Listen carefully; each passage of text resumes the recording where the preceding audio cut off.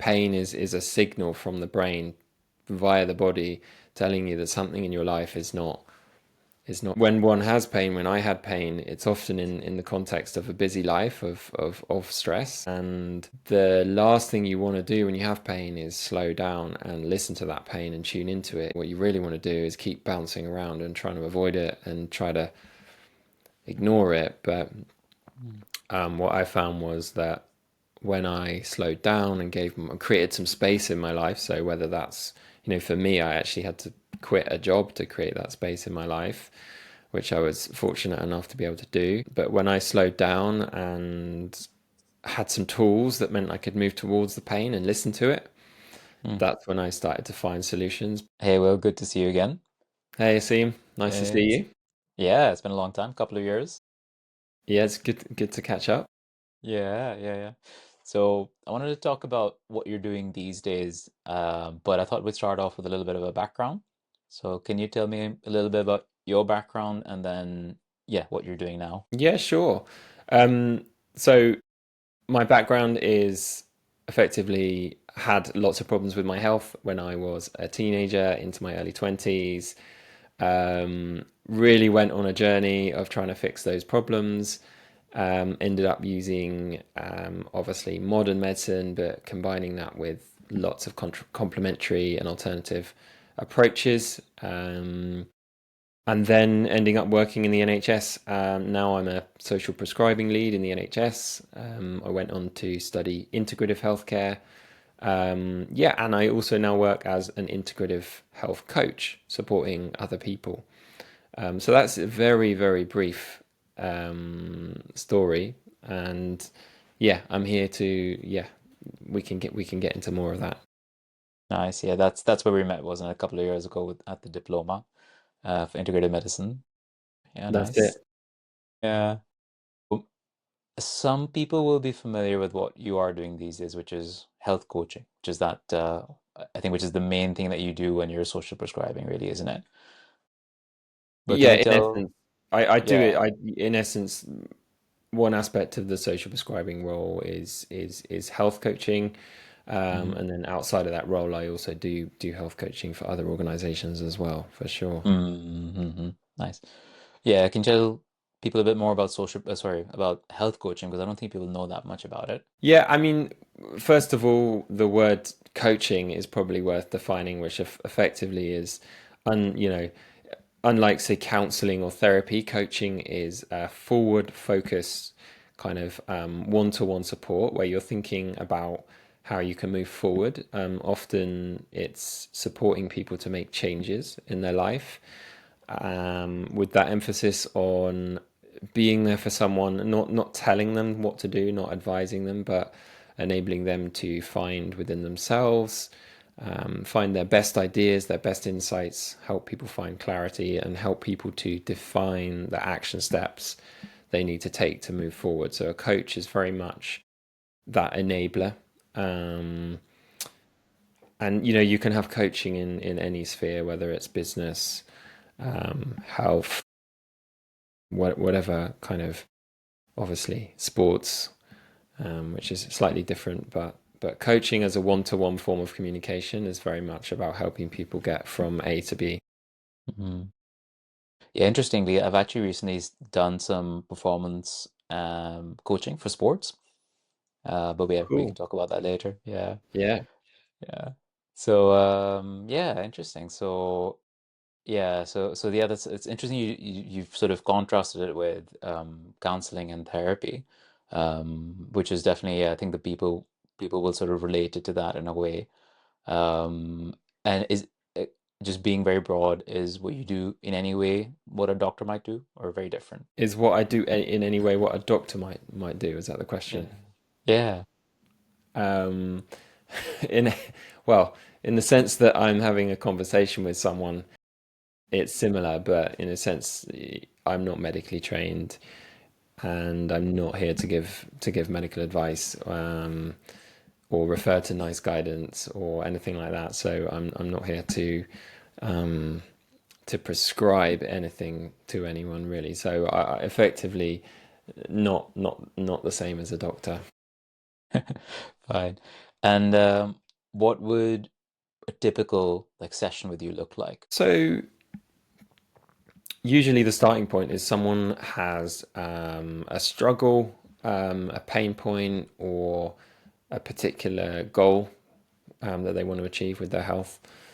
And so they will, if they're looking for coaching, then I'd sit down with them and sort of assess with them, listen to them where they're at with their particular story, with their journey, what and where they want to get to. So, if you're struggling with a chronic condition, for example, and you're in work and it's affecting your ability to stay in work or to just be happy, then you might want to. Well, I say you might want to. Often people come to coaching when they're really desperate and they really want to make a change. They have to change because the quality of life is being negatively affected. They want a better life themselves. Mm. And I'm there to listen first and foremost, to really try and show that I'm understanding where that person is at, and in doing that, that hopefully helps them understand better where they're at and gives them kind of fresh insights on where they're at and perspective. And then from there, we sort of scan around for the areas where they feel they can make progress and start taking small action steps. And in I'm there to support with that. And given that I'm working in the field of health, I'll obviously draw on my expertise and knowledge from my own health journey and from my studies. I'm not there to give advice, but if people want suggestions and ideas, resources, I'm there to share those as well. So, yeah, enabling people to find the action steps they need to take, to clarify goals, and to share resources where appropriate with people. Nice. Um, I know a couple of things that you said probably worth taking forward. So one of the things you said was pain points and how people come at a certain point when they're sort of desperate. Well, let's stick with the first one. So what do you like the typical pain points that you'd say people often come to you with? The sort of overall framing the of pain point of Yeah. I know so the we're into overall the yeah. I'll you can edit this obviously. Yeah. Um, I so know we're trying to do a holistic thing, aren't we? So, it's always hard to sort of narrow it down to just like one or two things. yeah, But yeah, yeah, yeah, what would you say? yeah. I think what what people have in common when they have a health condition, whether it's pain, whether it's cancer, whether it's work stress, mental health, depression, this idea of stress, of discomfort, of suffering, and of wanting to feel different to how they feel. Mm, And yeah, there's that theme of like I can't cope with this, with the distress of having this particular illness, and I want to feel better, basically, in general terms. yeah. And stress is at the source of that. Yeah, stress is at the root of that, I think, because it's quite stressful to be ill. It's quite stressful to have to deal with a health problem and a health challenge. So yeah, often people seek coaching when when they feel like they need to reach out for some help. And or, I mean, obviously, talking is a great source of help. And sometimes people just feel better for talking about their problems and their challenges. Yeah. Um, Yeah. so that's the starting point. Yeah. No, it's interesting you're saying so basically that's a good point. So stress kind of seems to make everything worse. It doesn't really matter what's going on, whatever the particular problem is. But if you're stressing about it, which you probably will be if it's been a chronic problem. Yeah. Yeah, that's interesting. So, okay. Yeah, I think there's the any health condition has symptoms and has discomfort, and then there's the kind of the stress that then gets layered on top of that because it might be threatening your ability to do your job or to enjoy things that you want to be enjoying, but you can't because of your illness. And so then often people react with stress. or with negative emotion, negative thoughts, negative kind of, that feeling of doom, everything's going to be bad now forever, or how am I going to fix this?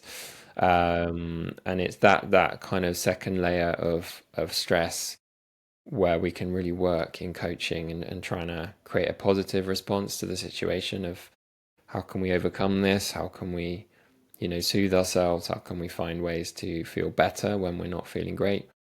Mm. Yeah, is Yeah. one element of it, I Yeah. think. Yeah. Is also part of it to do with helping people accept what's happening as well? Is that a big factor sometimes as well? Yeah, for sure. I think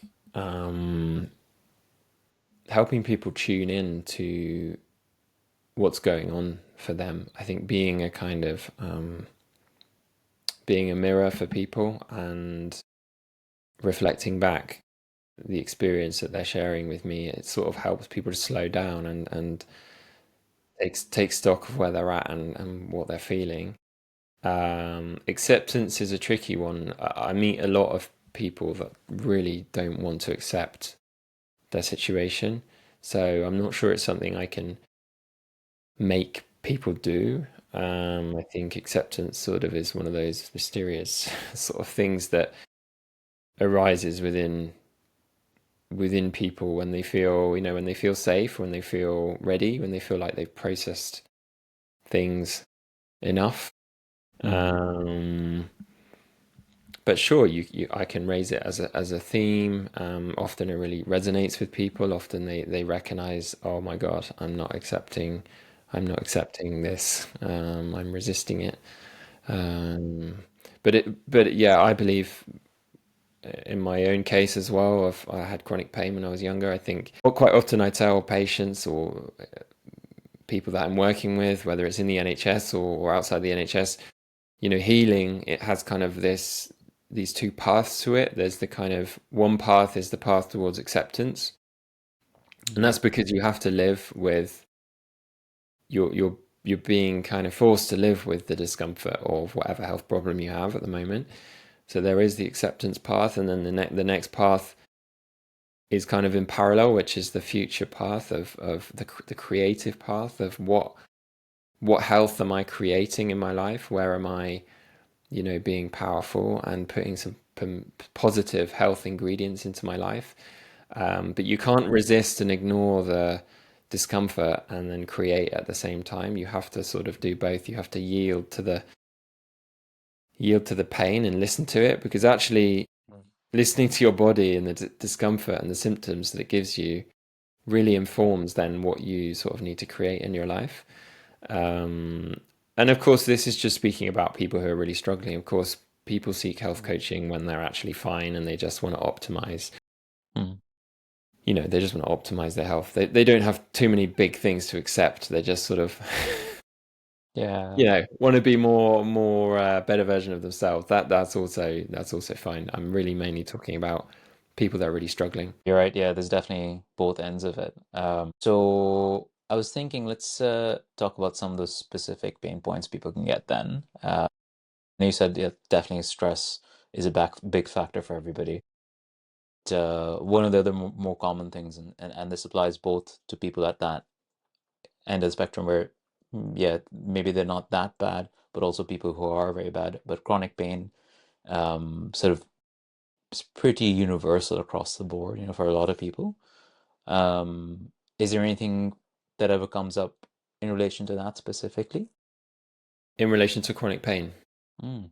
yeah. I mean, I can talk about my own experience of chronic pain, which is probably more useful, and the things that I would now tell others as a result of going through my own experience. I think um, we know that pain, if it's not a mechanical problem and it's not a problem that needs fixing with surgery or some kind of physio, then often it's the brain producing signals in the body, um, trying to protect you from some kind of threat, um, and that threat can be an emotional threat or a physical threat, or a mental threat. And but really, pain is a signal from the brain via the body telling you that something in your life is not right.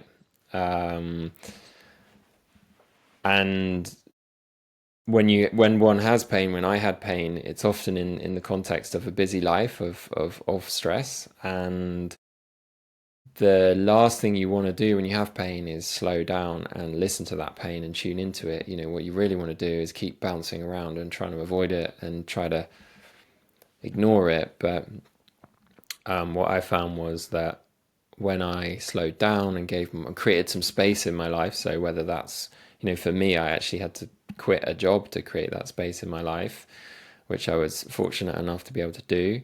But when I slowed down and had some tools that meant I could move towards the pain and listen to it, that's when I started to find solutions. Because I think to really understand your own pain and your own body and what it's telling you, you need to create space and slow down. So that's one thing that I try and encourage people to do. It's a really hard sell though, because um, nobody wants to really move towards discomfort.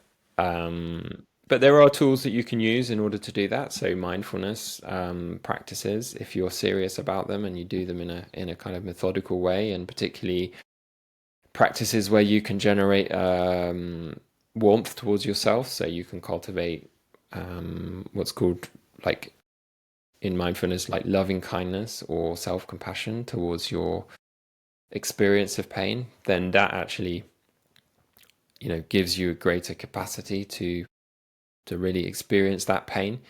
And then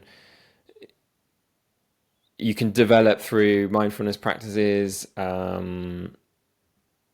or whatever practice helps you slow down. You can develop the capacity to see the stories that are also then being created in your mind that are making your pain worse. So, the stories like, what if I feel like this forever? I'm a failure, or just the kind of poor me, or whatever it is. Yeah. Good to sort of slow down and see those. Mm. So that's kind of one aspect of it. I think what comes up a lot in relation to chronic pain is this idea of safety. What's the opposite of feeling threatened? If the body is feeling stressed and under threat and it's producing pain, then you need to move towards safety. And I think I often encourage people that I work with to think about who in their life makes them feel safe. Where in their life can they go to feel safe? What activities can they do where they feel safe? And often that brings up emotion when I say that to people, because probably because they're not feeling safe in their life, and they sort of realize, oh my gosh, that's what I need to do. So that's a great starting point. Is this idea of generating safety in your life? Yeah. Yeah, and there's lots of other things. Yeah. So that's one way you're saying that you can address some of those some of the problems is that finding safety. And then you said that people have different stories in their mind as well. How do Yeah. you help people address, those specific stories that they often come up with? I think as a coach, often I do suggest that people seek therapy, a space where Hmm. they can, because often people's experience of chronic illness, whether it's chronic pain or chronic fatigue or gut problems, whatever it is there's some, I'm not saying the root cause is always emotional, but there's often some emotional stories running in parallel to what they're experiencing, and often those stories have deep roots and they're complex, and people feel certain emotions like shame and fear and embarrassment and pain from the past tied up with how they feel about themselves, and their story of them having been through life, and having their story of them having this pain and what that means to them. And so I would Mm. suggest some kind of therapy, some kind of talking therapy or counseling, um, or journaling, or meditation, or some kind of trying to understand themselves better and their emotions. Um, Hmm. Yeah. Nice. Yeah. Okay. Um, and then yeah, the other thing you mentioned was in mindfulness, loving kindness, you said towards your pain. What did you mean by that? So what I learned when I learned to meditate was one practice was the mindfulness of breathing, where I just was taught to count my breaths and observe my breathing around my nostrils. And then the other practice was called the metta bhavana, which means loving kindness, and it's basically about cultivating this emotion of kind of warmth and loving. It doesn't mean anything other than those two words, really. Loving kindness is kind of a warmth and a kindness that you can cultivate through repeating certain phrases in your mind. That's the practice. And I found that it made me feel really kind of actually safe and more in touch with a kind of a softness towards myself, and a resilience rather than a kind of critical, judgmental um, attitude towards myself. So if you just Google loving kindness meditation or the Metta Bhavana, it's a really easy practice to learn. Yeah, Um, nice. not easy to always practice, but it's Yeah. quite straightforward. Okay. Is there any other, so I'm guessing these things you mentioned, these things are all, I mean, you just said this, you do this particular meditation, and then some of the other things as well. Was there anything else that you find or you found that you helped you in your journey particularly? With pain. Mm, Lots of things. So diet and nutrition is really worth, as you probably know yourself. I mean, inflammation is a driver of pain as well, and we can be eating lots of foods and drinks that cause chronic inflammation that contributes to chronic pain. So for me, changing my diet and even just learning about food that no one had ever taught me, um, you know, and that can take people in different directions towards different types of diets. But I would just say, yeah, the key thing is reducing processed foods, focusing on whole foods, reducing alcohol, and then from there going in the direction that seems to intuitively work for your body, whether it's more plant based or more more kind of grass fed meat or fish or whatever. But I would say so long as it's food and not yeah, highly processed, highly inflammatory. yeah, pretend stuff. I'm not a nutritionist, so for me it Yeah, was just learning what worked for me. yeah.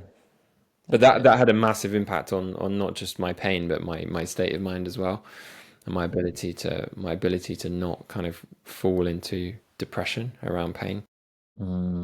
Okay, nice.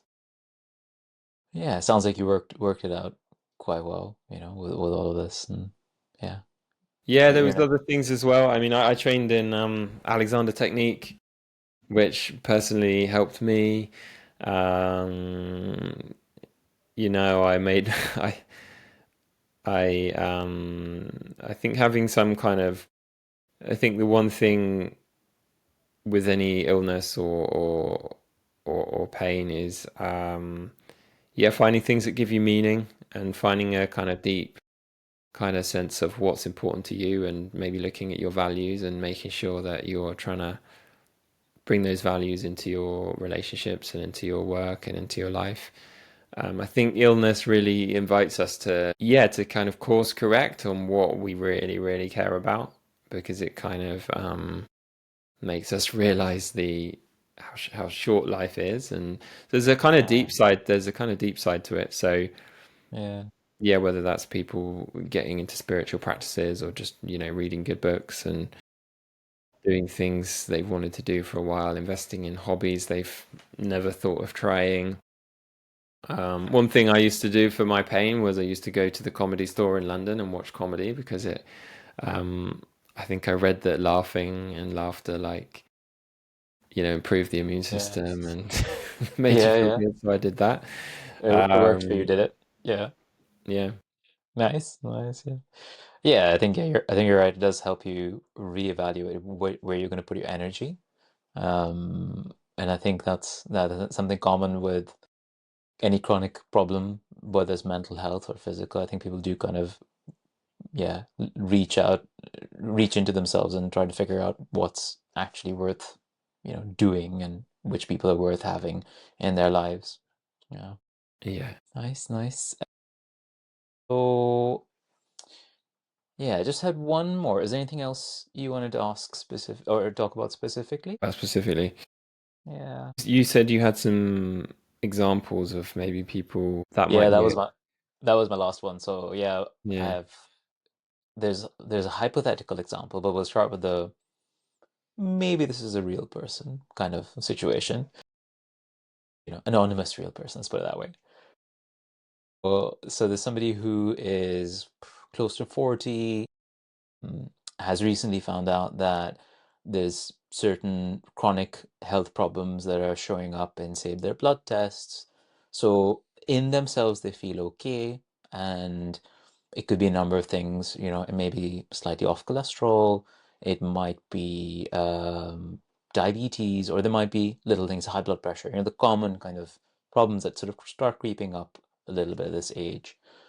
What's how would you help somebody like that with their next sort of step? So I would say that their lifestyle wise, they're not particularly healthy. They don't really exercise very much. Maybe do a bit of maybe smoke or drink or any of those specific things as well. But yeah, where would you start a journey for somebody like that? Where would, if so, let's say they come to you with, okay, I do want some help, but I don't really know where to start. Okay, yeah. So we're assuming that they want some, yeah, they want some help. They've reached out for some help, and that's great. I think the way that I work is recognizing that any any health problem is in the context of someone's entire life. So it's in the context of their relationships, their history, their memories, their job, their partner, their spouse, their pets, their living environment. And I think it's important to take a kind of broad brush view and invite them to share how they feel about all those different parts of their life because, inevitably there'll be things that they're not quite happy with, things that they Yes. want to see changes, whether it's small changes or big changes or things that they're stuck with, or maybe they've been stuck with things for years.